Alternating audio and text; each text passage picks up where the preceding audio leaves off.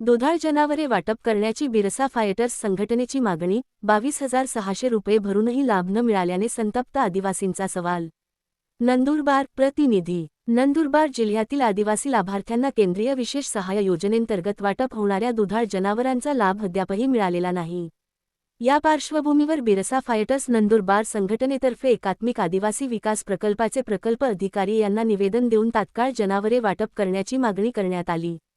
या निवेदनप्रसंगी बिरसा फायटर्सचे राष्ट्रीय अध्यक्ष सुशीलकुमार पावरा, राज्याध्यक्ष गोपाल भंडारी, कार्याध्यक्ष बिरबल पावरा, आकाश तडवी, योगेश रावताळे, हिरालाल वळवी, प्रकाश गावित, मनीलाल गायकवाड, भास्कर गावित, कालुसिंग कोकणी व इतर अनेक पदाधिकारी व कार्यकर्ते मोठ्या संख्येने उपस्थित होते. 22,600 रुपयांची भरपाई पण लाभ नाही. संघटनेच्या म्हणण्यानुसार लाभार्थ्यांकडून प्रत्येकी 22,600 रुपये बँकेत भरून घेतलेले आहेत. ही रक्कम अनेकांनी उसने पैसे घेऊन कर्ज करून भरली. मात्र 1 वर्षाहून अधिक कालावधी उलटूनही लाभार्थ्यांना दुधाळ जनावरे मिळालेली नाहीत.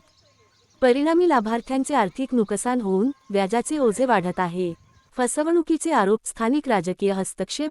काही लोकप्रतिनिधी व पक्ष कार्यकर्त्यांनी स्वतःच्या घरी लाभार्थ्यांकडून अर्ज भरून घेतले आणि लवकरच लाभ मिळेल अशा भूलथापा देऊन अधिक रक्कम उकळली, असा गंभीर आरोपही या निवेदनातून करण्यात आला आहे.